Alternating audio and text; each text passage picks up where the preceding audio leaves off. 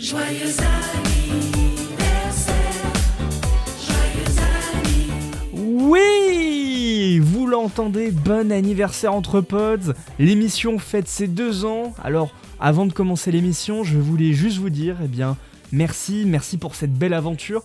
Et aussi, surtout, bonne année 2026.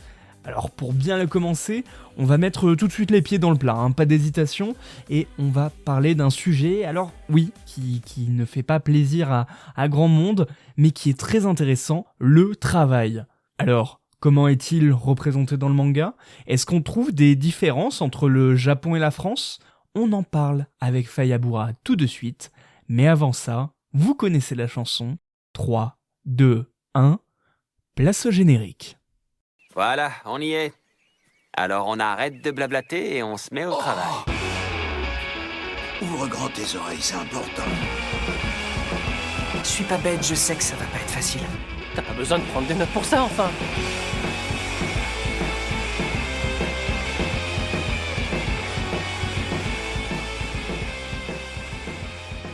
Oui, bonjour, j'espère que vous allez bien. Bonne année 2026. Tous mes vœux de bonheur, de joie, de santé, d'allégresse et surtout de manga. Bienvenue dans cette nouvelle émission d'Entrepods 2026. Aujourd'hui, je ne suis pas tout seul, j'ai le plaisir, la joie de recevoir un autre pilier de comptoir. Celui qui est là avec son verre de scotch et qui dit « Ah, 2025, quelle année !» On en a lu des mangas, vous le savez. Cet homme, ce grand homme, c'est le lion, c'est Faya. Bonjour Faya Bourrin. Bonjour, bonne année à tout le monde et joyeux anniversaire. Et bon anniversaire, effectivement. Bon anniversaire. Entre pauses, 2 ans déjà. Faya, comment ça va ? Ça va très bien, ça va très bien. Donc cette année, ça va être, j'espère pour tout le monde, synonyme un peu de renouveau et j'espère qu'il y aura des meilleures nouvelles aussi. Mais bonne année, oui, et puis oui, tout va bien. J'espère que tu vas bien aussi. Bah écoute, ça va bien. Alors, au final, on le sait que ça va bien parce que c'est la 2e fois qu'on enregistre cet épisode en moins de 30 minutes puisque nous avions oui. fait nous avions fait 30 minutes d'enregistrement C'est pas grave. et on a remarqué que l'épisode n'était pas lancé. Donc, eh bien, écoute, Lilian, aujourd'hui, alors certes, c'est les 2 ans d'Entrepods et ça, merci encore pour votre écoute et pour tout le bonheur partagé tous ensemble et surtout les mangas, les recommandations de mangas. Mais aujourd'hui, pour commencer l'année, eh bien, on ne va pas parler de fête comme l'année dernière. Non. On va parler de quelque chose de beaucoup moins rigolo, mais ô combien intéressant. Faya, de quoi on va parler aujourd'hui ? Aujourd'hui, on va parler du travail. Le travail. Manga, boulot, dodo, c'était le titre de cet épisode. Est-ce que tu as une idée, Faya, de ce que c'est le travail ? Le travail, c'est forcément, alors c'est l'expression aller au charbon, mais le travail, voilà, c'est le genre d'activité qu'on fait quand on n'a pas envie de se lever. Mais non, le travail, ça, c'est vraiment quelque chose, on essaye de distinguer activité à but lucratif, activité à but non lucratif. Et en général, les activités à but lucratif, c'est le travail. C'est-à-dire quand le travailleur effectue une tâche contre une rémunération. Donc, c'est-à-dire qu'il est payé. Alors, voilà, donc en général, c'est de l'argent, mais il est payé pour faire une certaine tâche. Et justement, par rapport à... Donc, si je peux me lancer un peu sur l'étymologie. Vas-y, cours. Je cours vers l'étymologie. Elle m'attend. Alors, l'étymologie, justement, il s'avère que souvent, alors ça fait un peu classe, j'avoue, quand on nous parle du travail, on fait le lien avec le tripalium. Donc le tripalium, c'est un instrument de torture qui a été utilisé il y a très longtemps, et en fait, on dirait que, enfin certains disent que tripalium a donné travailler. C'est vrai qu'il y a le T au début, on se dit, il y a un peu les mêmes voyelles, bon, on se dit, c'est un peu la même chose, ça a peut-être été par dérivation, pour montrer que le travail, c'est pénible, etc. Et c'est souvent, c'est vrai que ça l'est, plutôt, quand même. Oui, bah totalement, Ça c'est peut une l'être. torture. C'est une torture, voilà, voilà, ça, c'est un peu une origine un peu classe, mais en fait, et ça serait il s'avérait que cette hypothèse soit plutôt fausse. Ok. C'est-à-dire que, en fait, il faut savoir en latin, on a le mot labor, L-A-B-O-R, Mhm. qui a donné plus tard en anglais, donc dans les cultures germaniques, qui a donné le mot labor. Ah oui, Et oui, en ouais. fait, ce mot labor, une hypothèse affirme que on aurait pris le suffixe, donc le trans, donc D'accord. T-R-A-N-S, qu'on trouve dans Ouais. transporter également, D'accord.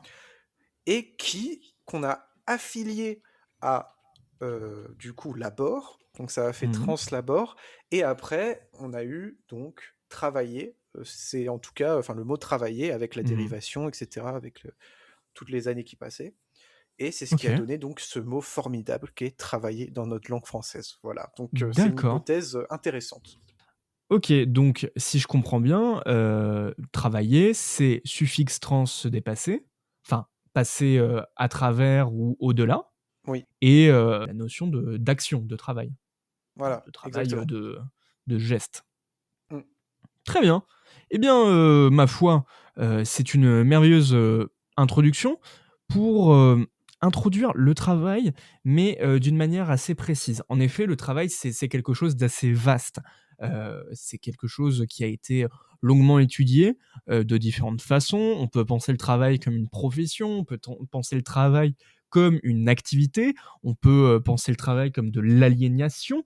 Dans ce cas-là, et c'est un sujet qui m'intéresse beaucoup, forcément, je ne peux que vous renvoyer vers les écrits marxistes et leurs analyses, leurs simplifications, etc., leur vulgarisation. Pour autant, aujourd'hui, malheureusement, on ne va pas se pencher sur toutes ces dynamiques-là parce que c'est un trop long travail et surtout, ça demande une connaissance que personnellement, je ne maîtrise pas. C'est très Et dense, faille. hein, c'est très Voilà, c'est dense. ça. Et donc, pour ce faire, on s'est dit, autant parler du travail, mais d'une manière détournée, en analysant la représentation du travail dans les mangas. Et qui dit manga? Eh bien, dit Ah, Faya. dit manga, dit forcément profession, ou en tout cas, il y a aussi la volonté de se dépasser aussi dans le manga. Totalement. Totalement. Et tout ça dans un contexte japonais. Le Japon, Le attention, Japon. Et le transition. Japon. Et oui, parce que le Japon, en tant que tel, c'est un pays qui longtemps a été connu et est encore connu aujourd'hui pour son rapport pervers avec donc le travail, puisque pour euh, pour introduire un peu le sujet, si on se base sur un récent article de Courrier International qui lui-même se base sur un article de Bloomberg, ben, en fait, il faut savoir que seulement un quart des salariés japonais eh bien, se disent satisfaits de ces conditions de travail. Donc 75% qui ne le sont pas.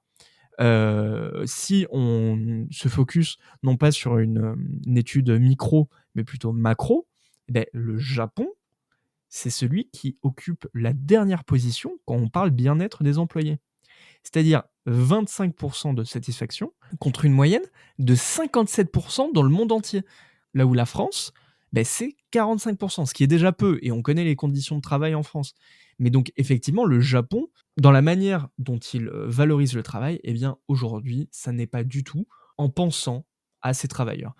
Lilian, tu me disais que par le passé, tu étais déjà allé au Japon, c'est ça? Oui, donc j'ai été un mois en Ouais. 2019. Et là-bas, comment tu as perçu le travail là-bas? Le travail, alors j'ai déjà croisé des salaryman qui voulaient prendre leur pause. Mhm. C'est en général, en fait, ils vont dans le combini qui est à côté, ou alors ils vont manger des ramen dans un petit bar à ramen à côté de leur travail, de leur lieu de travail. Mhm. Et oui, donc j'en ai déjà croisé. Après, évidemment, je ne suis jamais entré dans des entreprises Bien sûr. euh, aux japonaises, Qu'est-ce que vous puisque faites là, bon, monsieur? voilà, c'est ça. Qu'est-ce que vous faites? Ah, je prends des notes. Ouais, très bizarre. Mais non, mais voilà, j'ai déjà croisé des salariés juste qui voulaient prendre leur petit déj, enfin leur déjeuner, et j'ai Ouais. déjà croisé évidemment des salariés de combini, ou alors des salariés de centres commerciaux, et puis en général c'est soit des jeunes hommes, soit des jeunes femmes, et puis pour les salaryman, j'ai vu en majorité des trentenaires à costard à peu près. Très bien. Je te posais cette question parce qu'effectivement, une expérience n'est pas représentative de la réalité des faits. Mais ce qui est intéressant, c'est à la fois les actes, donc eh bien, cette satisfaction qui est représentative des conditions salariales, mais aussi les discours du gouvernement japonais euh, depuis les années 90 et leur passage en crise. Il faut savoir que le discours au Japon, c'est de promettre un emploi à vie et donc de fait une sécurité de l'emploi. D'où le faible taux de chômage que connaît le Japon. Sauf que du coup, ça implique une méfiance si une personne désire changer d'emploi, si elle décide d'aller dans une autre entreprise, eh bien, cette personne va être stigmatisée. Euh, Sauf que aujourd'hui, à cause du vieillissement de la population et donc une réduction de la main-d'œuvre, eh bien, on enferme ces gens-là dans une prison où ils sont payés pour travailler plus, mais pour les mêmes résultats. Mm. Et Ouais. tout à l'heure, on parlait donc quand ça enregistrait faussement, et tu me disais que c'était aussi issu d'une culture collectiviste. Oui, effectivement. Alors, il n'est pas rare. Là, on parle du Japon. Évidemment, bien sûr, dans cet épisode, on ne parle pas au nom des Japonais, ceux qui vivent. Là, nous, enfin, ce qu'a fait Muko ici, c'est que on a pris des informations, donc des informations avec des statistiques. Donc, on peut pas parler Mhm. au nom des Japonais. Mais Effectivement. c'est vrai que euh, il y a beaucoup de gouvernements dans le monde qui sont néolibéraux. Et c'est quelque chose qui est intéressant parce que malgré ce système qui peut être assez semblable, on a quand même des civilisations qui sont différentes.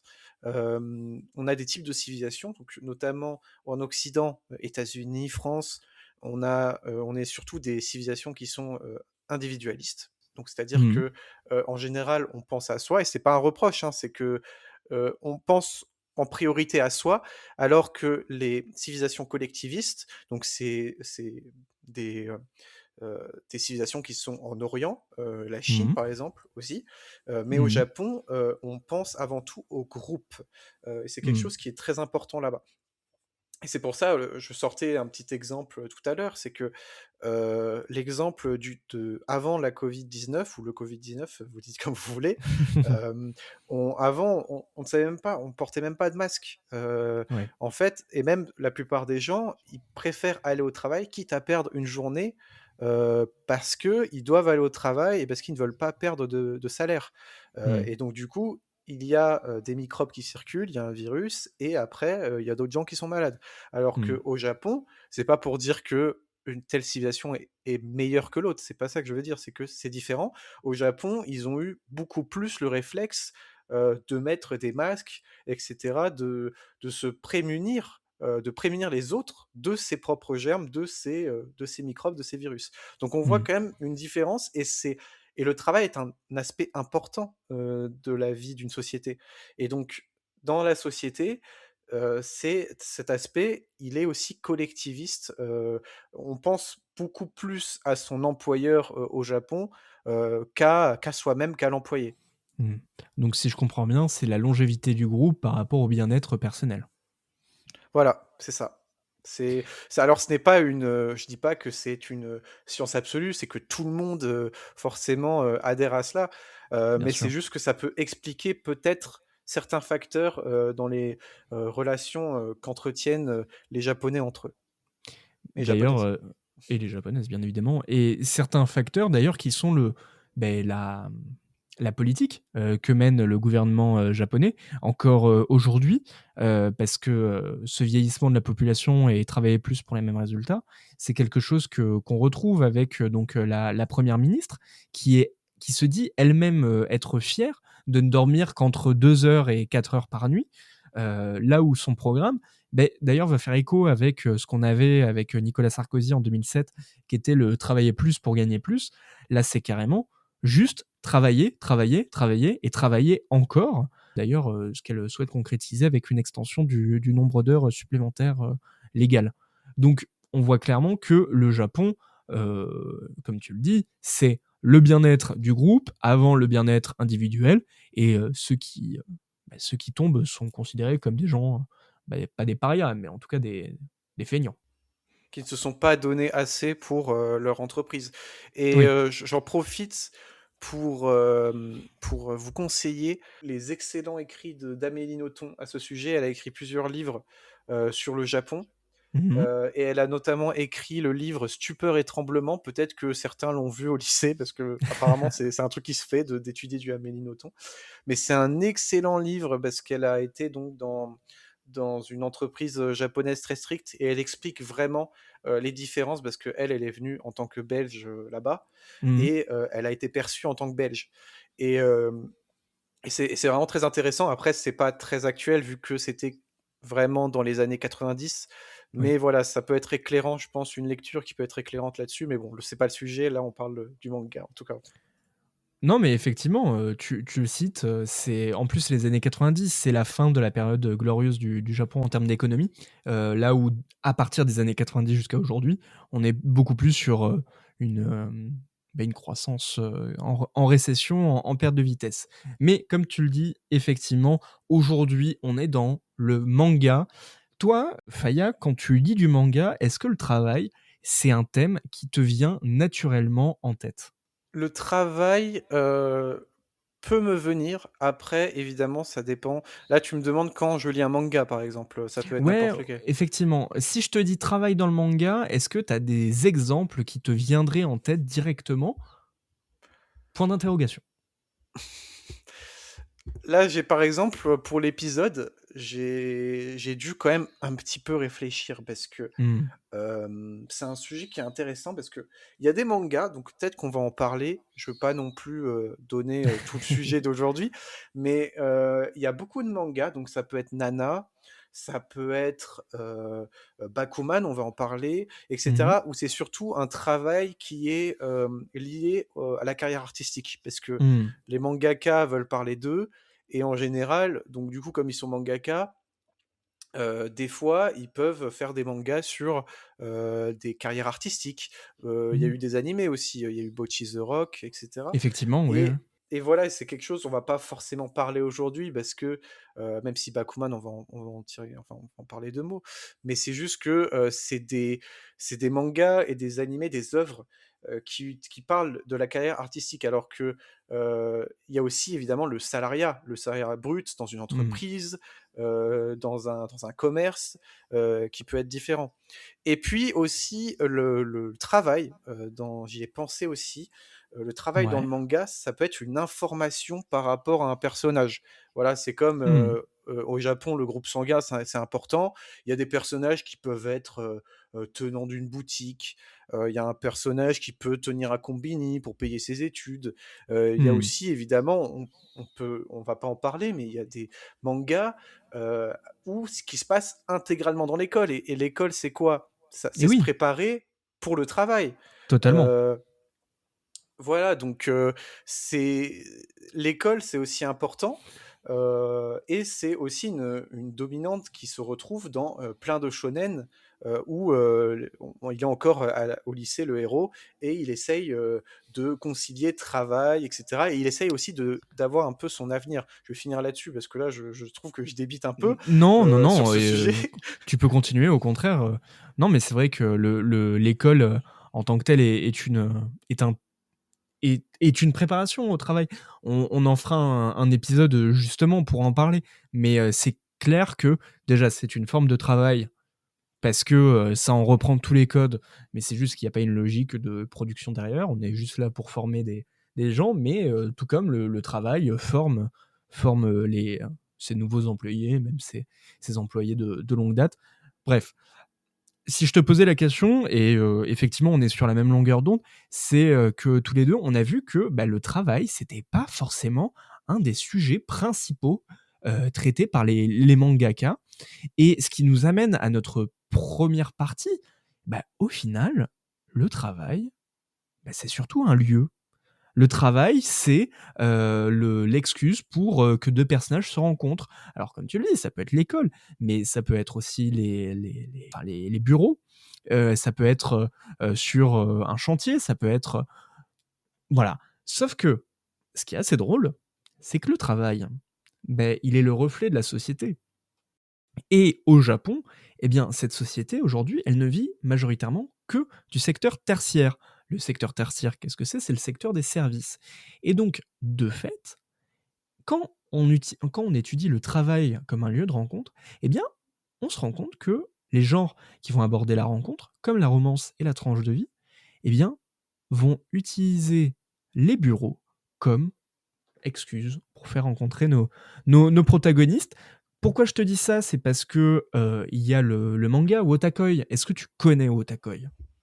Pas du tout. Alors là, Ah là là là vraiment là, pas tu du ne tout. connais pas Otakoi? Non. Eh bien, en France, on le connaît sous le doux sobriquet de Otaku Otaku, que tu peux retrouver aux éditions Kana pour un total de 11 tomes. Bonne nouvelle, c'est terminé. Tu pourras te ruer dans ton libraire le plus proche. Libraire Parfait. indépendant, hein, bien évidemment. Puisque de quoi ça parle Otakoi ou Otaku Otaku? Je vais dire Otaku Otaku parce qu'on est en France. Mais c'est l'histoire de Narumi et Hirotaka. Il faut savoir que Narumi, elle s'est fait larguer par son mec il y a pas longtemps et donc elle décide de changer d'emploi, changer de boîte tout simplement. Et il se trouve que c'est une otaku, sujet dont on connaît l'ampleur. Je pense que toi et moi, on peut être dit des otaku. Oui. Après, au Japon, il y a carrément les otaku, c'est vraiment des personnes qui sont vraiment passionnées. Il peut y avoir des otaku Effectivement. qui parlent de train, il y a des otaku qui parlent de manga, des otaku qui parlent de mecha. Voilà, c'est Exactement. plus large au Japon en tout cas. Eh bien, ça tombe bien, tu dis ça, parce que elle va rencontrer un monsieur, Hirotaka, qui va être un peu son crush. Et lui, il est fan de jeux vidéo, alors que elle, elle est fan de yaoi, donc effectivement, deux prismes D'accord. assez différents. Et Hirotaka, qui est son ami d'enfance, eh bien, va petit à petit se rapprocher d'elle. Ils vont tomber amoureux très rapidement. Sauf que la vie au bureau, c'est pas toujours facile quand on est amoureux.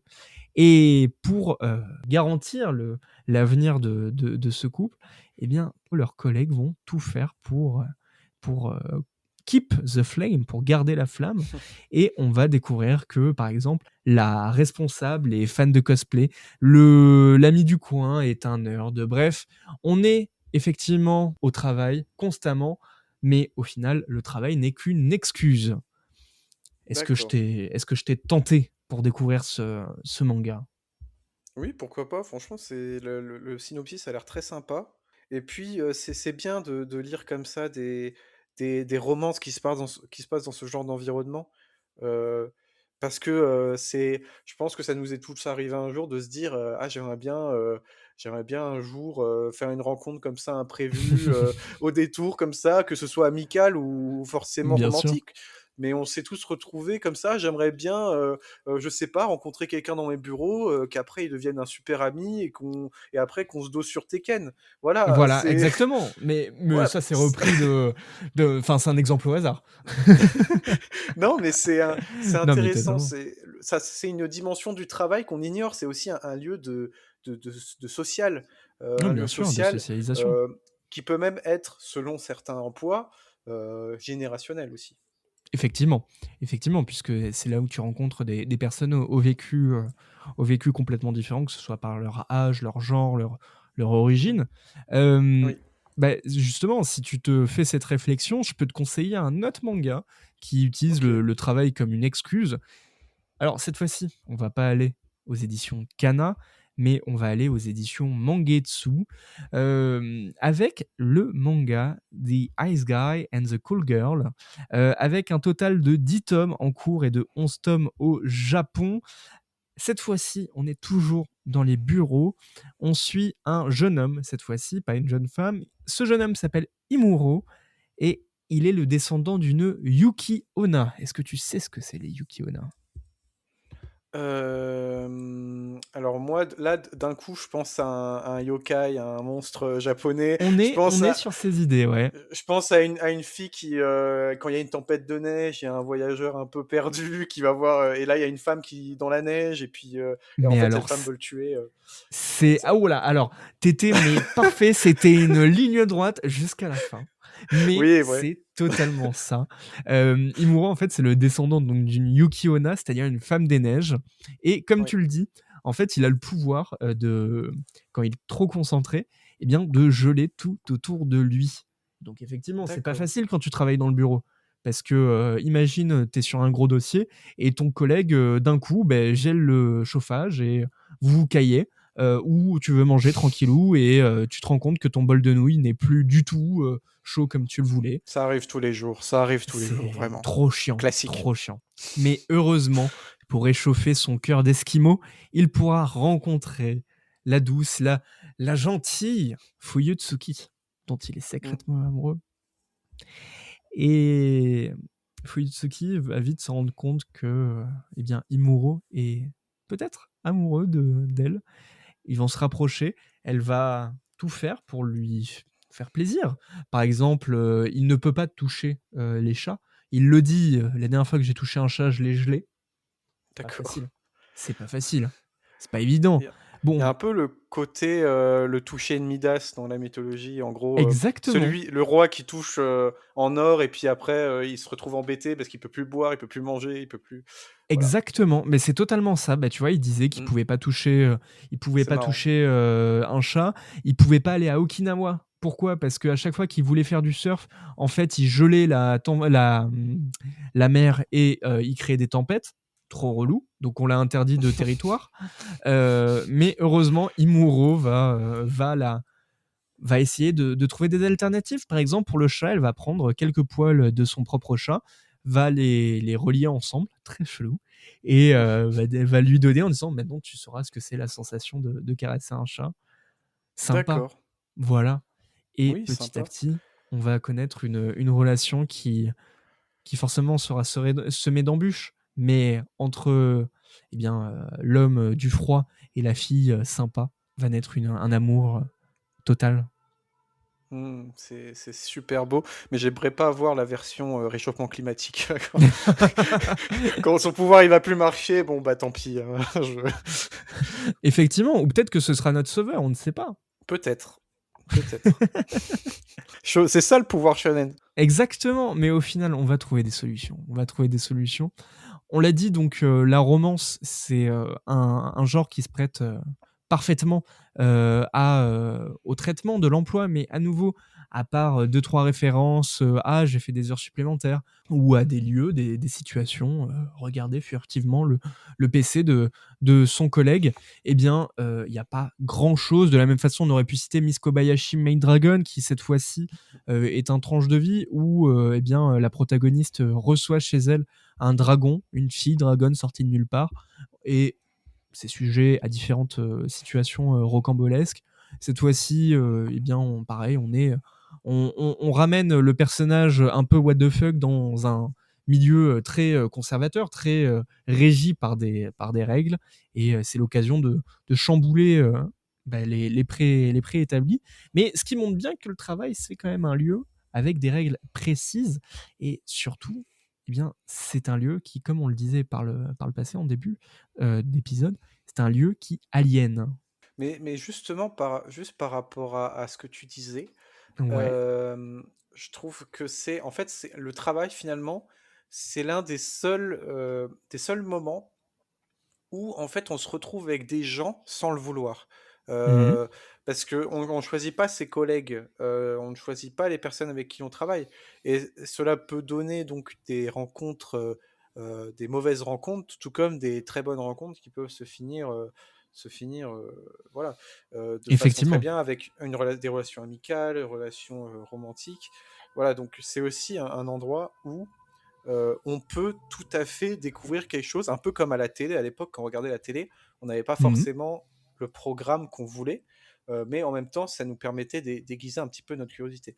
Mais c'est vrai que là où, du coup je te rejoins dans ta transition parce qu'il faut la faire, c'est que effectivement le travail c'est pas forcément que un lieu de rencontre parce que on doit aussi y travailler, et donc c'est là où on doit passer beaucoup d'heures dans notre travail et qu'on Oui. peut y être aliéné. Et par aliénation, c'est pas un terme évident, mais on va reprendre celui du Robert. L'aliénation, c'est un état de l'individu qui, par suite des conditions extérieures, ici le travail, cesse de s'appartenir, tout simplement devient esclave des choses.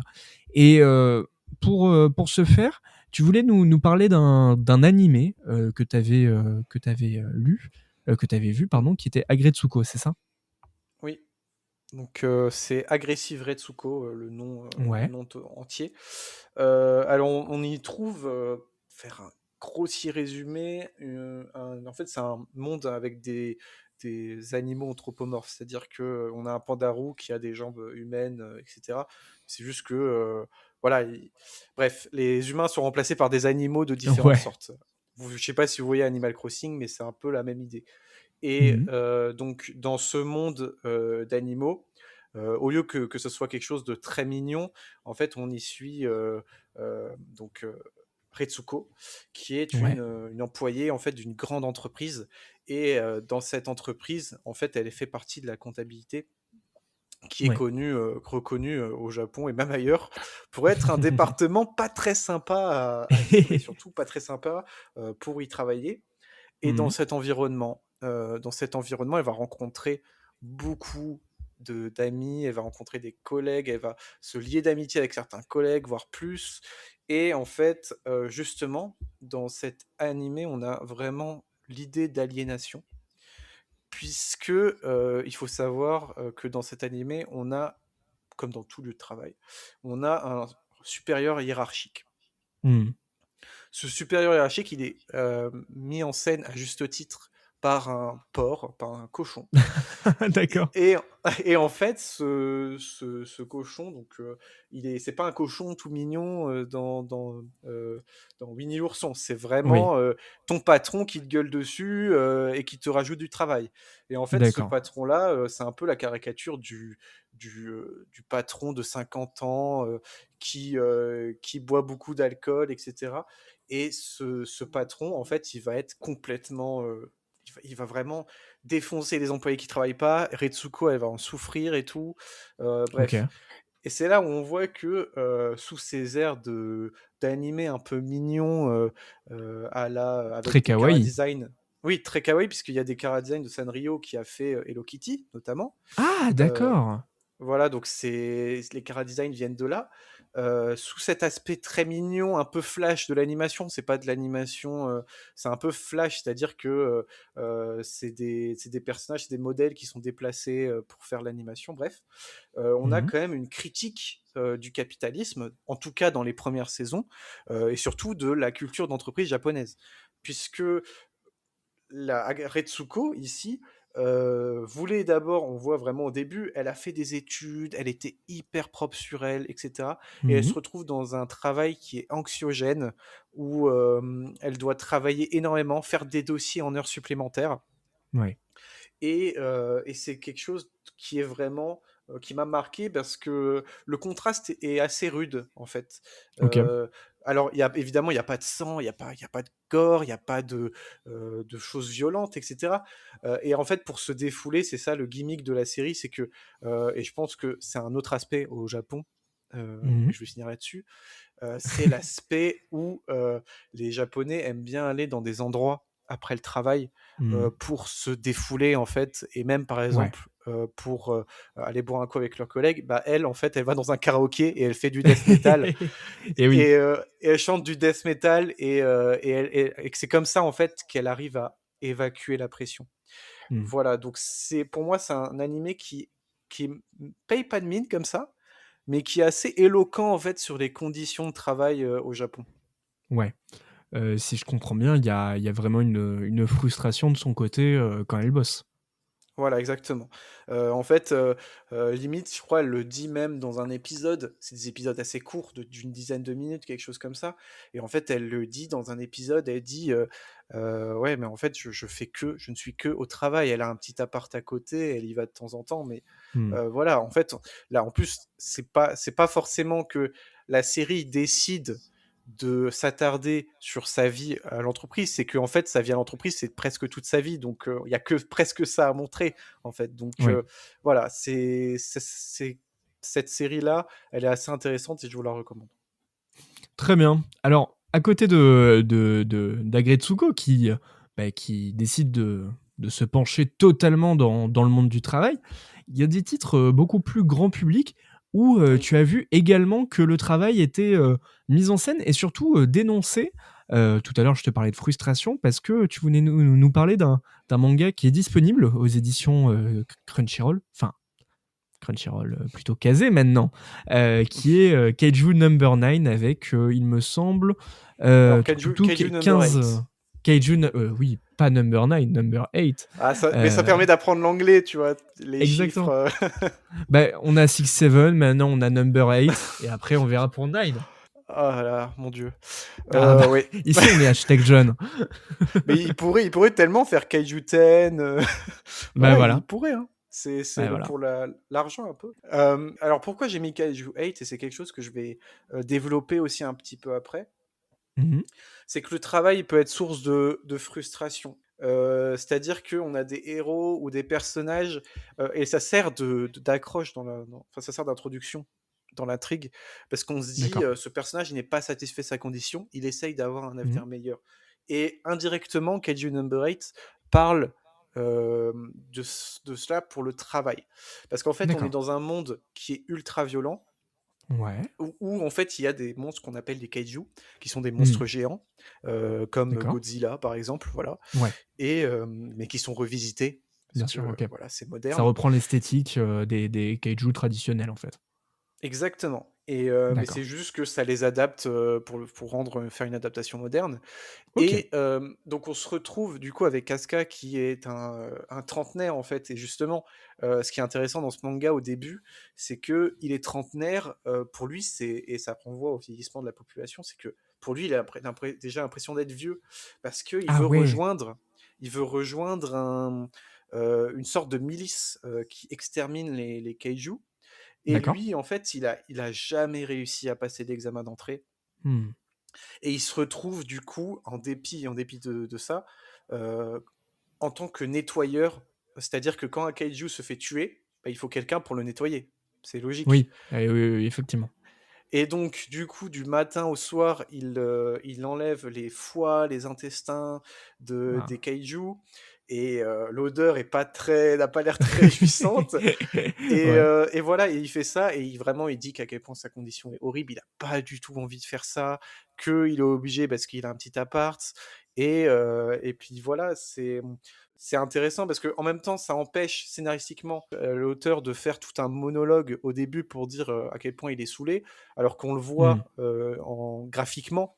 À quel Ouais. point, avec les foies, les entailles et tout, on le voit graphiquement que c'est un travail qui n'est pas du tout enviable. Et malheureusement, et combien de gens, même en France, sont obligés de faire éboueur ou alors d'autres métiers pas très reluisants pour payer un loyer. Et au Japon, c'est pareil. Évidemment, il y a des métiers comme cela partout ailleurs. Et c'est une part importante qui peut être aussi donc frustration par l'aliénation, pardon. Effectivement, c'est ce qu'on appelle les dirty jobs. Alors, j'aurais plus le sociologue qui en parlait, mais c'est accepter des tâches qui, malheureusement, des fois sont plus que, bah, oui, aliénantes et qui mettent en danger la santé pour malheureusement subvenir à ses besoins.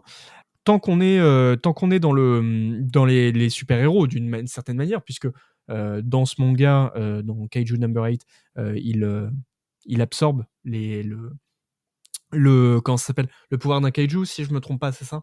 Oui, oui. Tu voulais parler d'un autre manga également où il y avait question d'absorption de pouvoir. Alors, dans Kaiju Number 8, je ne sais pas comment ça se passe, mais dans celui dont tu veux nous parler également, eh bien, on absorbe des cheveux. Et aujourd'hui, il y a de plus en plus de mangas qui utilisent le travail Mm. comme excuse pour l'intrigue d'un manga Mais complet. c'est quelque chose que j'ai remarqué dans les mangas de ces dernières années. Dans Kaiju Number 8, c'est juste que il y a un kaiju qui se présente à lui alors qu'il est dans une chambre d'hôpital.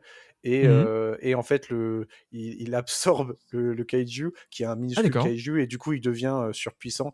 Voilà, après, bon, Ok. je vous avoue, j'ai pas été hyper loin dans le manga. Je vous avoue D'accord. que voilà. Mais je devais quand même d'en parler parce que je sais qu'il y a pas mal de gens qui peuvent aimer. Kaiju Number 8. Mais c'est vrai que dans les shonen classiques, avant, ils avaient des super pouvoirs, mais ils étaient pas trop dans la société. Un peu le Hmm. complexe du Superman qui il fait un boulot le jour, mais la nuit, il a, ou Spider-Man, hein, Oui, qui totalement. a son boulot le jour, et puis la nuit, voilà, il veut défendre la ville. Et en fait, ce que j'ai remarqué, c'est qu'il y a beaucoup de shonen qui sont des shonen qui parlent de professionnalisation de Ouais. personnages qui ont des super pouvoirs, alors que forcément avant c'était pas expliqué.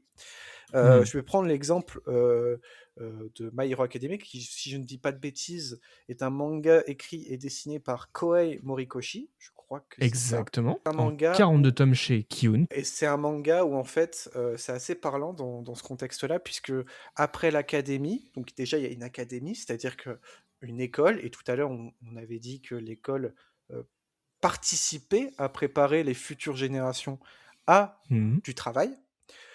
Ici, dans cette société japonaise, puisque My Hero Academia se passerait au Japon en tout cas, en fait, après une académie, les super-héros sont professionnalisés, ils ont un travail, ils ont un salaire, ils s'inscrivent dans un cadre professionnel avec une hiérarchie.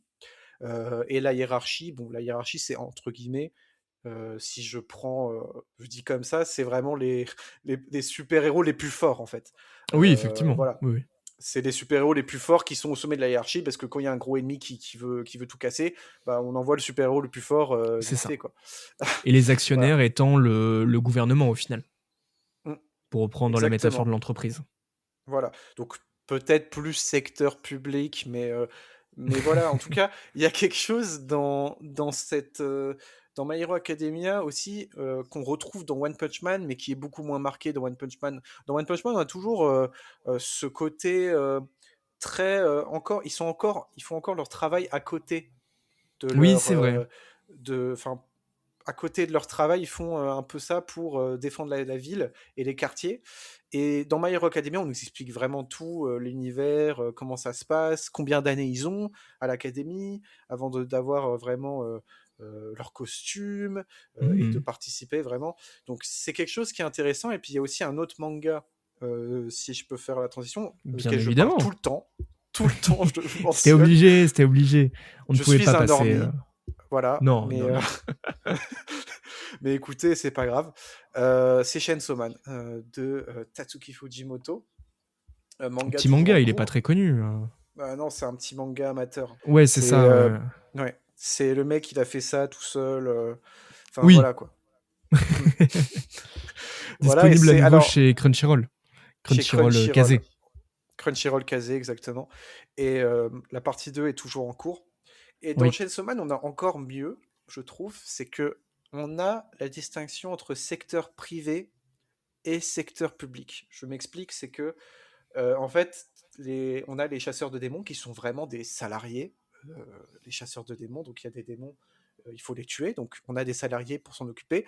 Et notre héros fait partie d'Engie, de la sécurité publique, Ouais. alors que on a plein de personnages qui viennent de la sécurité privée.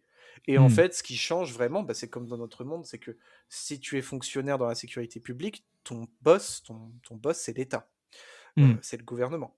Alors que la sécurité privée, c'est c'est vraiment quelque chose qui est avec un patron, voilà, quelqu'un qui a l'entreprise, qui a les gens qui ont des actions, etc.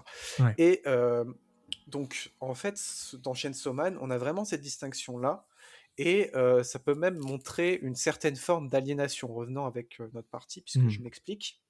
Euh, En fait, Denji, notre héros, il était très très pauvre avant.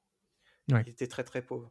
Et en fait, tout ce qu'on lui promet à travers ses actions, alors qu'il risque sa vie tous les jours, c'est littéralement juste de la confiture le matin, un petit appart.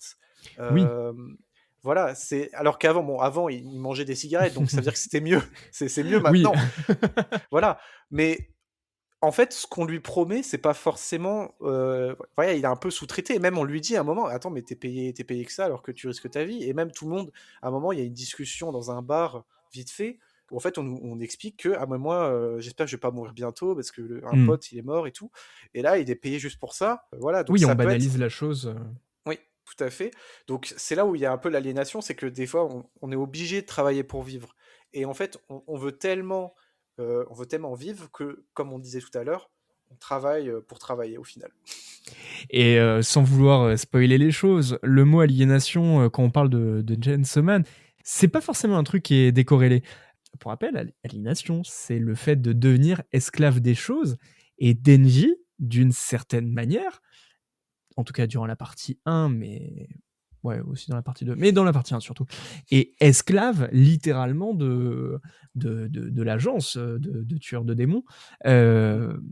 Et il y aura vraiment cette métaphore qui va être dessinée, qui va être montrée de, au final, si lui, il a sa confiture, s'il a quelques récompenses de temps en temps, il est prêt à abandonner toute humanité pour le plaisir de son travail. Ouais, mais après, bon, je vois où tu veux en venir, mais après, il a employé. En fait, la seule motivation d'Enji aussi, c'est que sa patronne est littéralement une fille, une femme, et que voilà, il tombe amoureux, et puis Oui, voilà. Non, mais c'était la parenthèse rigolote, mais c'est totalement, vrai, non, tu non, as non, raison. bien sûr. Et je vous laisserai vraiment lire parce que les pages sont très graphiques. Au-delà du texte qui est aussi éloquent dans Chainsaw Man, les pages sont très graphiques et peut être une métaphore du travail. Tant qu'on est sur des métiers complètement cruels et qui sont complètement en décalage avec la valeur de la vie, moi je pensais aussi à Jujutsu Kaisen. Alors Jujutsu Kaisen, c'est un manga qui fait énormément parler de lui en ce moment, notamment par le début de sa saison 3, avec des épisodes aussi incroyables par leur histoire que par l'animation. Je suis Mais d'accord. il y a un perso qui me fait vibrer à chaque fois que j'ai l'occasion d'en parler, c'est celui de Kento Nanami. Oui, Pour rappel, Jujutsu Kaisen, c'est un manga où un jeune élève de lycée Yuji avale le doigt d'un démon, oui, pour faire simple. Il va découvrir que ce démon, c'est le démon le plus puissant. On va décider de le tuer, ce Yuji. Sauf que des gens vont dire non, on ne va pas tuer ce Yuji, on va essayer de le garder avec nous, on va essayer de retrouver tous les doigts. Et une fois qu'on aura retrouvé tous les doigts, on verra s'il a le droit de vivre ou pas. Et pour montrer toute l'ironie du boulot d'exorciste, puisque ce sont des exorcistes qui décident d'enlever ce Yuji, eh bien, on a Nanami. Nanami, c'est un personnage qui arrive au niveau de l'arc 3 ou 4, en tout cas qui arrive dans la saison 1 de l'animé, et qui se distingue parce que lui, il ressemble typiquement à l'employé de bureau. oui, Il ne veut pas faire d'heures sup. Donc il fait ses missions ultra rapidement. Et en fait, c'est assez drôle parce que de la même manière que dans Chainsaw Man, pendant longtemps, il a décidé d'avoir un emploi qu'il appelle ordinaire, d'employé de bureau, parce que pour lui, c'est complètement abruti de risquer sa vie pour un boulot, alors que la vie vaut la peine d'être vécue, en fait. Et oui, c'est un peu une métaphore du travail.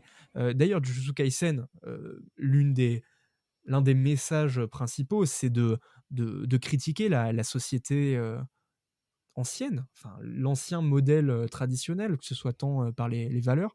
Là, actuellement, on a la saison 3 et le cas du clan Zenin qui rappelle le conservatisme que connaît le Japon. Là, oui. Nanami, c'était pour montrer pourquoi se tuer à la tâche dans son boulot, en fait. Et surtout, ce qui est intéressant, c'est que scénaristiquement parlant, c'est un personnage, l'exorcisme, c'est quelque chose qui est très vieux, qui est très ancien. Et là, on a un personnage qui est des plus actuels, puisqu'il répond aux problèmes actuels Totalement. du Japon, qui est le travail. Donc, on a un salariman qui essuie je crois il a une machette, qui essuie Ouais. sa machette en disant, avec du sang partout, et il dit non, mais pas d'heure sup. Euh, et donc, c'est intéressant ce parallèle-là. Tout ça pour montrer que, oui, le travail est hors du commun, simplement pour vivre. Le travail, ça Hmm. demande de faire des sacrifices énormes. Et c'est aussi des thèmes, qu'on le veuille ou non, de Jujutsu Kaisen aussi.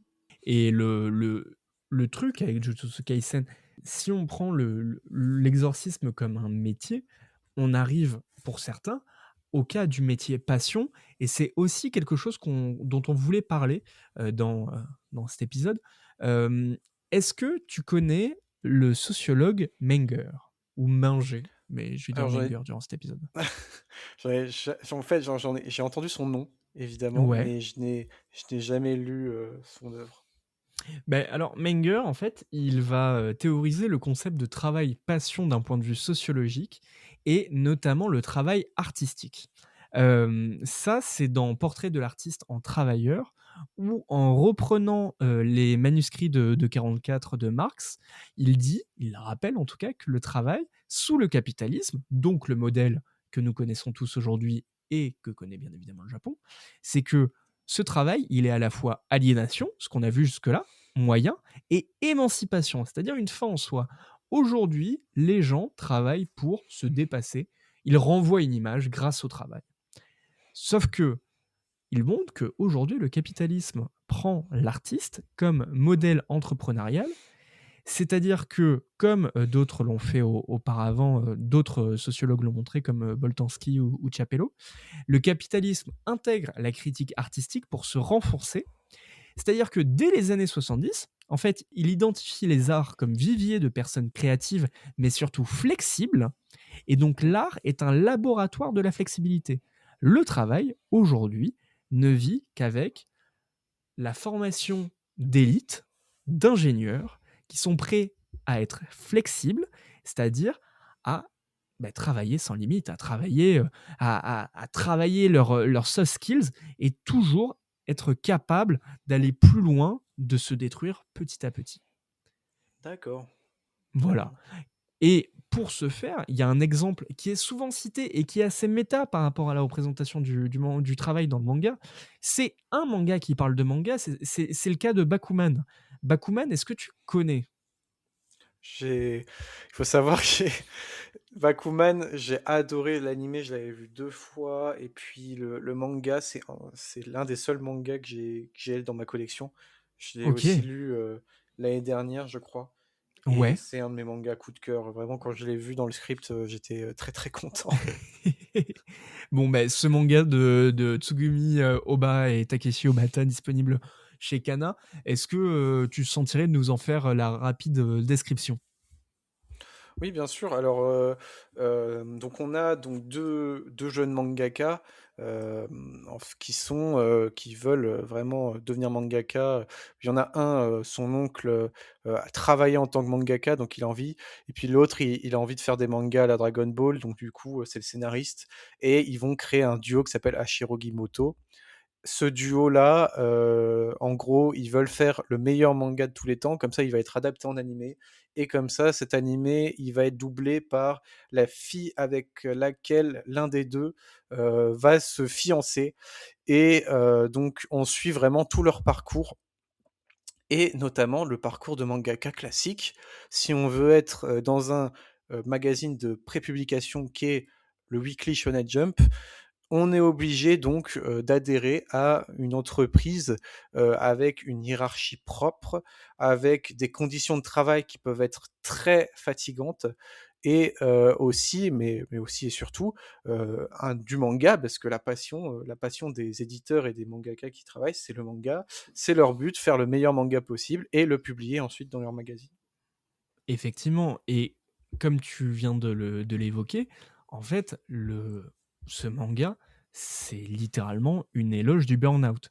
Alors, Mmh. cette notion, je la reprends pas, c'est pas moi qui l'ai inventée, c'est issu d'une critique de Mad Dog, un youtubeur que vous connaissez certainement, qui fait des analyses de mèmes tout au long de l'année, mais qui avait écrit un billet d'humeur sur Bakuman, et qui disait que, en fait, ce manga, le message derrière ça, c'est: mais détruisez-vous la santé, voyez le burn-out comme une bonne chose, puisque le modèle Neketsu, apparemment, c'est littéralement dépassez-vous, faites la compétition, c'est super bien.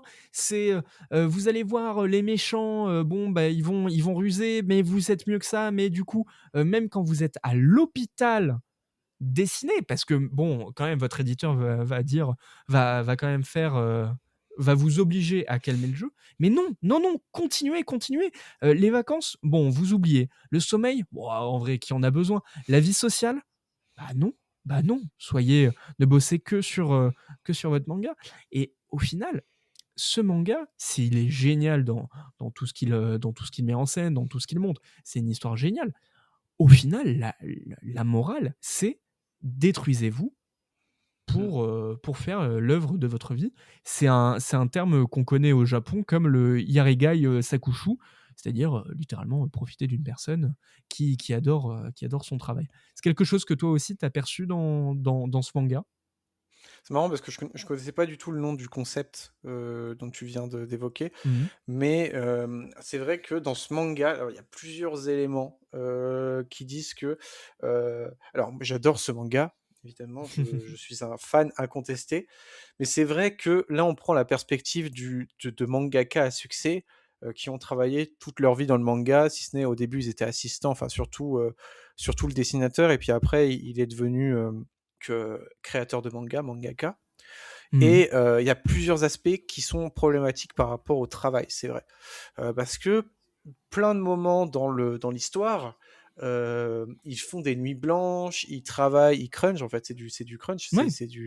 c'est et en gros, ils font ça et puis, en fait, de façon humoristique, ils le dessinent de façon il met des cernes vraiment évidentes sur les yeux Mmh. et tout. À un moment, il se retrouve, je ne dirai pas les circonstances pour vous laisser découvrir, mais à un moment, le dessinateur du groupe se retrouve à l'hôpital. Mmh. Il se retrouve à l'hôpital et tout ce qu'il veut faire, c'est quoi? C'est dessiner, c'est continuer à dessiner. Et même les autres Ouais. lui disent mais repose-toi, qu'est-ce que tu fais? Non! Et je pense que l'effet voulu, c'était pas forcément de dire notre héros, il faut qu'il se repose, etc. Moi, je pense que vraiment, ce qui était voulu par l'auteur, c'était vraiment de dire ah, il est courageux, il veut Ouais. vraiment travailler, il veut. Voilà. Et c'est vrai que ça peut poser des problèmes. Et puis même, l'oncle, je parlais tout à l'heure de l'oncle du dessinateur au Ouais. tout début du manga, en fait, on apprend, et je vous laisserai découvrir parce qu'il y a un suspense, on apprend qu'il serait mort à cause justement d'un burn-out, il serait mort en Mmh. travaillant trop. Et en fait, il aurait trop travaillé, il serait mort d'épuisement. Et là, ça crée Ouais. vraiment un thème qui est aussi important, c'est que faire par rapport à la famille. Du coup, le héros principal, on l'empêche de travailler dans le manga parce qu'il y a quelqu'un qui est mort dans la famille à cause de ça, il était mangaka. Mmh. Euh, et c'est très très très intéressant comment les mangaka, le duo, abordent le travail. Et en même temps, c'est une vision à nuancer, mais aussi, c'est une vision qu'on nuance, mais on n'est pas forcément de la société japonaise. On est français. Oui. C'est vrai que de notre part, on est le pays des vacances aussi. On est le pays. Mais ça, c'est C'est super. Ça qu'on me c'est l'enlève pas super. ça, par contre, s'il vous plaît. On a un pays où on a fait beaucoup de révolutions sociales, des grèves Mmh. majeures, mai 68 par exemple, où on a demandé toujours plus de conditions. Et d'un point de vue d'un Français, où le travail perd ses valeurs dernièrement, pour beaucoup, nous on voit ça, on se dit forcément, enfin, c'est un petit peu problématique. Mmh. Mais c'est aussi le point de vue de japonais, comme on avait dit, collectivistes, qui veulent, eux, faire des mangas pour amuser les autres. Et en soi, Oui. ces problèmes-là, euh, ils, ils sont, ils sont montrés dans le manga, mais ils sont montrés tels quels et sous la réserve de l'analyse des lecteurs. Effectivement. Ce qui est tout de même, assez triste, c'est que, tu vois, ce qui était valorisé fut un temps, aujourd'hui, on en voit le contre-coup parce que, bah, malheureusement, on voit, par exemple, l'auteur de Berserk, Miura, qui est mort à un âge, très jeune, Oui. de la même façon que Akira Toriyama, qui nous a quittés il y a pas si longtemps. Au final, cette culture du crunch, cette culture de travailler pour sa passion, travailler pour son art, au final, se transforme de plus en plus en mourir pour son art, Mm. sacrifier des années, des décennies entières de vie pour, le plaisir d'une industrie. Parce qu'il faut pas oublier tout de même que, bah, le Jump, certes, c'est des mangas, mais c'est aussi une boîte Et Mm. c'est vrai que moi, enfin, je trouve ça ultra problématique. Enfin, ultra... ouais, Oui. problématique déjà, mais ultra révélateur d'un monde qui n'est pas aussi idéal que ce qu'on pourrait penser quand on pense au Japon, quoi. Mm. C'est une analyse qui est intéressante parce que c'est un manga qui, en fait, il y a tellement de thèmes dans ce manga. Il y a un moment, il y a un otaku qui essaye de séduire une collègue. Et en Ouais. fait, il se rend compte que il est seul, il est solitaire. Il y a quelque chose aussi là-dedans, c'est que c'est un excellent travailleur entre guillemets mangaka. Il fait des décors Mhm. super beaux. Mais par contre, la vie sociale, voilà, il reste un petit peu renfermé sur lui-même. Il y a énormément de thèmes dans Mhm. ce manga qui sont abordés, mais c'est vrai que cette lecture du fait que ils veulent vraiment montrer que les héros ils travaillent beaucoup, et ça peut être même décourageant pour ceux qui veulent se lancer, parce que dès le début de l'histoire, on nous dit il y a que 2% des mangaka qui sont professionnalisés, qui ont des mangas à succès, Mhm. qui vivent de leur manga, et ça peut être décourageant de se dire il faut faire tous ces efforts, il ne faut plus dormir pour sortir un chapitre de 19 pages. Et c'est Ouais. là où on comprend, par rapport à ce que tu disais, avec malheureusement les décès tragiques de Kentaro Miura et de Akira Toriyama, puisqu'il n'y a pas de... Alors la cause, c'est pas forcément le travail, mais c'est vrai que on a tendance à se dire, oui, mais il a travaillé toute sa vie, il n'a pas arrêté, Mhm. il a travaillé il a travaillé vraiment en boucle à un moment, voilà, il s'est effondré, mais euh, ces décès tragiques, ils font écho vraiment à un burn-out qui est aussi peut-être minimisé par, Ouais. euh, par la société japonaise, et qui n'est souhaitable et enviable à aucun moment. Ouais. Je te rejoins totalement. Heureusement, il y a des œuvres plus nuancées qui vont aborder ces thèmes-là et surtout qui vont chercher à les critiquer, les aborder plus que les glorifier. Je pense par exemple au manga Réimp que vous pouvez trouver aux éditions Glénat. Aujourd'hui, c'est 17 tomes, mais c'est terminé en 20 tomes. Et on ne peut que vous recommander cette lecture parce qu'elle est géniale. Où cette fois-ci, on va pas être forcément du point de vue d'un mangaka ou d'un duo de mangaka, mais plutôt d'une éditrice. En fait, Réimp aborde, pareil, la création de manga en montrant aussi les travers. Pas forcément en montrant que les côtés négatifs, mais en montrant la réalité de l'industrie, comment on fait un manga, et surtout ce que ça implique, qui sont tous les agents, tous les acteurs de ce processus. Et si vous voulez avoir un regard plus actuel et plus nuancé sur la question, foncez, c'est super. Heureusement, heureusement, quand ça va mal, eh bien, il y a des échappatoires. Quand la fin du monde, c'est ton travail, eh bien, l'objectif, c'est quoi? C'est de tout quitter pour aller mieux, n'est-ce pas, Faya? Oui, Et exactement. selon toi, qu'est-ce qui est mieux? Se faire dévorer par ton travail ou se faire dévorer par des zombies? Ah, j'hésite. J'hésite, Hein? j'hésite. Ouais. Parce que Aïe, aïe, aïe. ça, ben ouais, non, non, mais je comprends. Heureusement, tu n'as pas à te poser la question puisque il y a un manga qui va répondre à tous tes problèmes. Ce manga, c'est Bucket List of the Dead, qui dénonce en fait tous toutes ces tortures qu'inflige le travail, mais aussi qui parle du fait d'aller mieux quand tu décides de lâcher prise et qui montre que au final le travail n'est pas une fin en soi. Donc Bucket List of the Dead, c'est un manga publié aux éditions Kana avec 17 tomes en cours en France et 21 au Japon. On suit l'histoire d'un jeune employé de bureau, Akira, qui se fait complètement absorber par son entreprise. Son entreprise, c'est aussi un phénomène qu'on a au Japon qui s'appelle les Black Kigyo. Les Black Kigyo, ce sont les compagnies noires, littéralement, et qui basent son modèle absolument sur l'exploitation au maximum de ses employés. Et tout confiant, comme sur les mangas que tu citais tout à l'heure, euh, il a son diplôme en poche. Bon, super, il va essayer de trouver une petite boîte sympa. Sauf qu'en fait, il va faire le premier jour. Ça va être compliqué le premier jour. Il a beaucoup travaillé quand même. Là, une semaine est passée, oh, il est rentré chez lui qu'une seule fois. Il a dormi le reste du temps à l'entreprise. Attends, ça fait un mois et tous ces soirs, il les passe au bar à boire des coups avec les collègues pour s'y remettre 2 heures plus tard. Alors d'ailleurs, petite parenthèse, le fait d'aller boire constamment au bureau après une journée de travail, ça s'appelle le nomikai au Japon. Et petit à petit, il se rend compte que même son amour, son petit crush au boulot, ah, je la surprends avec le boss. Ok, bon, vraiment, c'est la merde. En fait, je suis complètement dépassé par ce qui se passe. Le travail est en train de me tuer. J'ai envie de mourir. Je me lève tous les jours à 9h. Je m'endors à minuit et je dors au bureau tous les jours. Heureusement, Mhm. tout va bien se passer. Il va trouver une solution à tous ces problèmes en l'apparition de mangeurs de chair, les zombies. Les zombies sont enfin débarqués et heureusement, ça veut dire qu'il n'a plus besoin de bosser. Il décide alors de rédiger une petite liste des 100 choses à faire avant de mourir. L'occasion pour lui d'arpenter tout le Japon en compagnie d'autres collègues. Et ensemble, ils vont voir que en fait, la vie n'est pas faite pour travailler, mais la vie est faite pour être vécue. Et surtout pour réaliser les rêves les plus fous. Quel manga, Faya? Mm. Alors, j'ai une question avant Dis-moi de, tout. de dire ce que j'ai à l'esprit.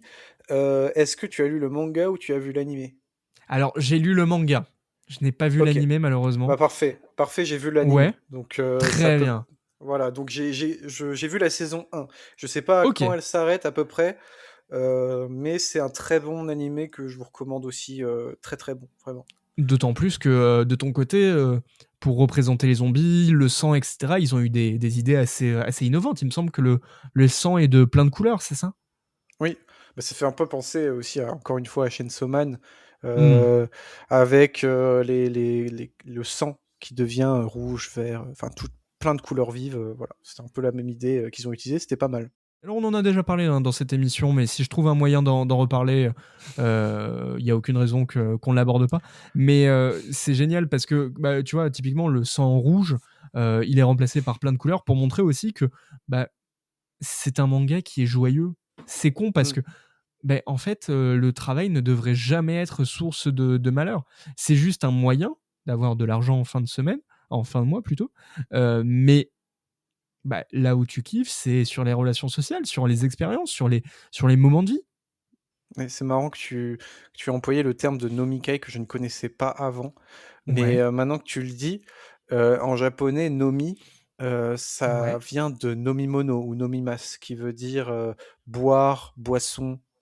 Et ouais, puis on a, en fait, dans nomikai, on a le kai, qui est le kanji qui fait partie aussi de kaisha, qui est l'entreprise. d'accord. Ah oui, d'accord, OK. Donc en fait, c'est vraiment, l'identité, donc en fait, c'est littéralement réunion pour boire, mais ce que je trouve assez amusant, c'est que le kanji qui se trouve dans, entreprise, dans Mmh. kaisha, englobe en fait cette chose de boire, en fait, Ouais, pour montrer à quel point on est toujours au travail, en fait, quand on fait un et nomikai. oui, Donc en fait, même si après à la fin c'est une soirée très arrosée et on se souvient pas trop, c'est quand même un moment où je pense que et ça c'est une pensée donc c'est pas forcément un fait, mais je pense qu'il y a eu par exemple pendant ces nomikai, il pouvait y avoir quelques discussions pour avoir des meilleures rémunérations, une augmentation par exemple, ce genre de choses. Et ça peut être dans le temps de travail.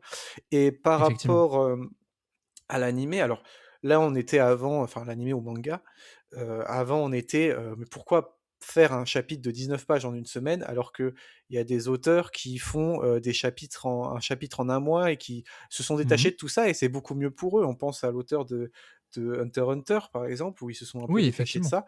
Voilà, et là en fait, comme tu dis, c'est ce que j'ai adoré dans le concept, c'est que, finalement la pire chose qui peut arriver au monde, c'est des vacances pour lui, quoi. Il s'éclate, il rencontre des gens. Bon, au bout de quelques jours, il a plus d'électricité, donc voilà, chaud. Mais il s'éclate, il passe enfin, il se dit: «Ah enfin, je peux travailler, enfin je peux justement, je peux pas travailler, mais je peux Ouais, vivre un peu ma vie, quoi». Parce que bah c'est oui. criant dans l'œuvre, quand on le voit, vraiment devant la télé le soir à 23h, il repart dans 3 heures, il vient seulement d'arriver, il s'est tapé le train en plus parce que ça c'est on n'a pas beaucoup parlé de ça, mais il y a aussi le trajet vers le travail aussi. Et c'est génial dans le concept, le côté, bon bah je vais faire une liste des 100 choses que j'aimerais faire avant de mourir, voilà, parce que j'ai assez galéré, et puis là il y a une invasion de zombies, vas-y go, voilà, et juste il se fait kiffer, et voilà, c'est une bonne morale je trouve, bizarrement, mais voilà. J'aime bien ce manga parce que pour des gens qui aiment la philosophie, hem et qui aimeraient le découvrir, non pas par les textes originaux, mais par des œuvres qui l'évoquent, je trouve que c'est typiquement la définition de l'hédonisme. C'est-à-dire Oui, faire de la joie comme le cœur de notre existence, le but de notre vie, et de penser, justement toutes tes activités, même ton emploi, exactement comme un, non pas une fin, mais comme un moyen, mais sans jamais tomber dans les travers de la productivité. C'est-à-dire travailler, oui, si tu veux, travailler peut-être bien, mais savoir faire la part des choses, et surtout savoir à quel point j'ai besoin de m'investir pour que l'entreprise, vive sans moi. Parce que tu le disais, au Japon, on pense les entreprises comme, des entités, et tout le monde ne n'est pas là pour faire son boulot, mais est là pour que l'entreprise continue de vivre, comme si c'était une personne. Alors que oui, au final, bah non, non, non, on est des humains. On a besoin de vivre, en fait. tout à fait, mais ça se voit aussi au début de l'histoire, si je me souviens bien, en fait, il aime quelqu'un dans dans ce dans cette entreprise, et en fait, c'est vraiment au début, c'est vraiment la satire du monde, de l'entreprise japonaise. C'est que la fameuse fille, en fait, elle va voir son patron, de façon détournée pour avoir des augmentations, heu et donc au début de l'histoire, avant qu'il y ait, les zombies, donc c'est assez rapide quand même, avant que les Ouais. zombies interviennent, on a quand même une toute petite, enfin vraiment une critique du travail, de la société pyramidale, Mmh. dans un lieu de travail, en fait, et c'est vraiment hyper intéressant. Bon, merveilleux. Pour rappel, c'est disponible aux éditions Kana, n'hésitez pas à y foncer. Ce manga est excellent, c'est génial. Hem, Tu voulais nous parler aussi d'un manga qui embrasse un peu plus le travail que, Bucket List of the Dead, carrément qui s'y plonge dedans, mais pour le déformer, pour le contourner, et pour proposer un modèle, alternatif. Oui, alors j'ai voulu parler, c'est aussi un manga auquel je parle beaucoup parce que c'est fait par un scénariste que j'apprécie pas tout particulièrement, qui est Ouais, Richiro Inagaki, le scénariste de Dr. Stone, de High Shield oui. 21. Mmh. Et donc, ce scénariste-là, il a travaillé avec Ryoichi Kigami. Alors, c'est un grand nom, il a fait Il a fait Sanctuary. Sanctuary, Crying Freeman. Exactement, il a fait, pour anecdote, une anecdote assez cocasse, c'est qu'il a fait, le manga Spider-Man, des années 70, Oui, effectivement, qui est vraiment incroyable. qui est super vraiment, vraiment, et je l'avais lu il y a quelques années, et j'ai Ouais. trouvé ça incroyable, vraiment, que ça a pas trop vieilli. Je vous Mmh, conseille mmh vraiment mh. de voir ce que ça donnerait, c'est assez marrant, et surtout qu'en plus c'est très courte parenthèse, mais dans Spider-Man, en plus, il y a un peu le côté, suite des bombes d'Hiroshima, un peu, Oh, OK, heu, d'accord. je trouve, enfin, du coup, l'araignée radioactive, tu vois? Tu Ouais, s bien sûr. tu Ouais, ouais, ouais, tu bien sûr. sens que, il y a Ouais, quelque chose, il y a un traumatisme en plus derrière, quoi. OK, C'est très OK. intéressant, bref. Mais en tout cas, ce manga, donc c'est Trion Game, qui est édité chez Glénat. Si je ne dis pas bêtise, il est toujours en cours, mais l'animé est toujours en cours, il n'y a qu'une saison de 24 épisodes. Et donc c'est un manga où en fait on suit, 2 amis qui sont Haru et Gaku. L'un est très fort en informatique, et Mmh mh. l'autre est un, beau gosse, charismatique, qui, utilise la ruse, un peu de manipulation, mais beaucoup de charisme pour arriver à ses fins. OK. Et en fait, le but de Trion Games, c'est qu'ils vont créer, une entreprise pour gagner, 1 000 000 000 de yens, ou alors 1 000 000 000 de dollars, je ne sais plus. Mais bref, ça fait beaucoup quand même. Ça voilà, à la fin, tu es content de les avoir dans le porte-monnaie. Voilà, c'est ça. Et en fait, ils vont créer une entreprise. Donc là, on est plus sur le côté, petite start-up, voilà, Startup Nation, un peu. On va faire plusieurs activités.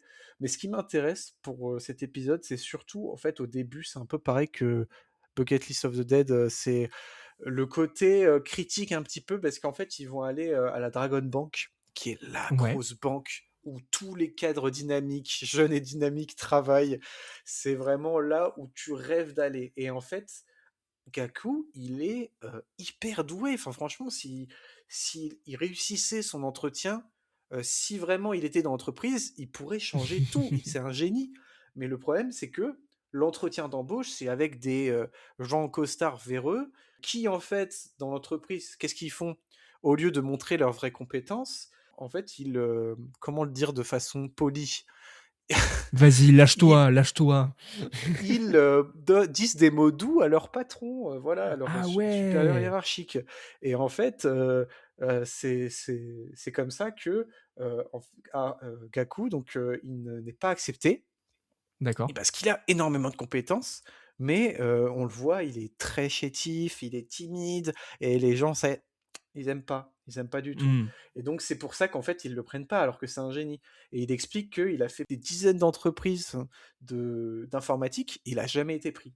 Et à côté, Haru, lui, bah, Haru, il en a rien à faire de l'informatique, Ouais. mais il a le poste. Bah pourquoi?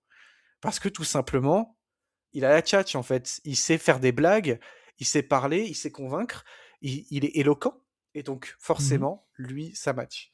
Et c'est Ok. là où c'est aussi intéressant, c'est que cette critique-là, elle est intéressante parce que Trion Game parle de cette hypocrisie, et c'est sur cette hypocrisie-là où en fait, Haru, donc celui qui a réussi à rentrer, D'accord. il va rentrer dans l'entreprise, mais il va partir aussitôt. Parce que, en fait, lui, ça ne l'intéresse pas de faire le larbin pour des patrons. Lui, ce qu'il veut, c'est Mhm. lancer son Mhm. entreprise. Ok. Et donc, c'est cette entreprise qu'ils vont lancer pour concurrencer justement Dragon Bank, qui est la plus grosse banque Ok. japonaise, mais évidemment, ça n'existe pas, hein, toute Bien allusion sûr. à une œuvre ayant existé, enfin, à Et un parfaitement événement fortuite. réel, voilà, est parfaitement fortuit, exactement. Et donc, c'est là où je voulais en venir, c'est que tout quitter pour aller mieux, alors, il y en a où tout quitter pour aller mieux, c'est simplement faire leur business dans leur coin. Ça peut être faire ça, gagner modérément sa vie, ça peut être avoir une ferme, ça peut être, je sais pas, mais Oui, bien en tout sûr. cas, quitter l'environnement traditionnel qui est fait de hiérarchie pour rejoindre un environnement qui est plus modelé selon notre façon de faire. Et c'est pour ça que je l'ai mis ici dans cette liste, pour montrer que le monde du travail, il peut faire du bien uniquement si on a l'impression qu'on peut avoir prise en fait à nos tâches, qu'on n'est pas aliéné, comme on a dit, qu'on n'est pas pris pour un débile, qu'on est vraiment valorisé dans cette entreprise, dans notre fonction, et que bah, tout simplement on y passe un pas aussi mauvais moment que ça. Voilà. Donc, si je comprends bien, pour être heureux au travail, il faut penser, en tout cas, message aux, aux dirigeants, aux dirigeantes, il faut penser non pas en termes de mission, mais en termes de personnes qui réalisent ces missions. De personnes, et surtout, est-ce que cette personne, elle a sa place? Et finalement, ça sera à elle de le dire, Hmm. et on ne pourra pas être à sa place pour le dire. Les patrons, ils peuvent pas non plus le savoir malheureusement, mais tout simplement, ce qui devrait être au cœur de toute relation au terme d'une entreprise, ça devrait être les relations humaines, savoir se comporter avec les autres, et aussi savoir quand quelque chose ne va pas, savoir quand quelque chose sort du cadre. Voilà. Donc c'est important dans le travail, et c'est aussi pour ça que j'ai beaucoup critiqué le travail, parce que forcément, on est tous amenés à critiquer le travail, mais le travail aussi, j'ai espoir que en cette année 2026, j'espère que pour tout le monde, le travail va passer plus vite, et qu'on puisse aussi bah, avoir du temps pour souffler, parce que c'est le plus important, souffler, lire des mangas, etc. Bah écoute, très très bonne conclusion, ma foi, pour cet épisode sur le travail. 2026, l'année où on se concentre sur nous-mêmes, sur notre bien-être. Et pour ce faire, eh bien, lisez des mangas, lisez plein de Mm. mangas. Lilian Faya, merci beaucoup pour ta Aucun problème. participation, pour ton avis éclairé et extrêmement pertinent. Alors, je pose tout le temps la question aux invités. Où est-ce qu'on peut te retrouver? J'ai actuellement un Instagram où je souffre du syndrome de la page blanche en ce moment parce que j'ai des problèmes avec cette plateforme dans le sens où il faut produire, justement, ça fait écho au travail, il faut être Mmh. productif et en même temps, j'ai envie de me renouveler et donc du coup, je ne publie plus trop sur cette plateforme. Mais vous pouvez m'y retrouver quand même. Je posterai de temps en temps, je mets quelques stories, voilà. Après, je suis pas non plus à fond sur les réseaux sociaux et Mmh. puis, je reste sur internet, là où est ma place, voilà, en tant que quelqu'un qui n'a pas beaucoup qui n'a pas de qualification, mais juste qui aime bien parler de ce qu'il aime. Donc sur Instagram, c'est Faya Burando? Alors c'est Fayabula, j'ai pu changer, Ouais. mais voilà, c'est Fayabura. L'étymologie est longue, je vais pas me mettre là-dessus, mais voilà. Bon, on aura l'occasion d'en reparler dans un prochain épisode parce que tu es bien évidemment le bienvenu avec grand plaisir. On peut Merci, aussi c'est te gentil. retrouver sur un podcast que tu animais à l'époque qui s'appelle Patio. Oui, un podcast, que j'animais, qui est au stade mort malheureusement, mais c'est un podcast où, je ne parlais pas comme ici, forcément de thèmes, comme le travail et cetera. En fait, je recevais surtout des invités qui me parlaient on parlait d'un manga.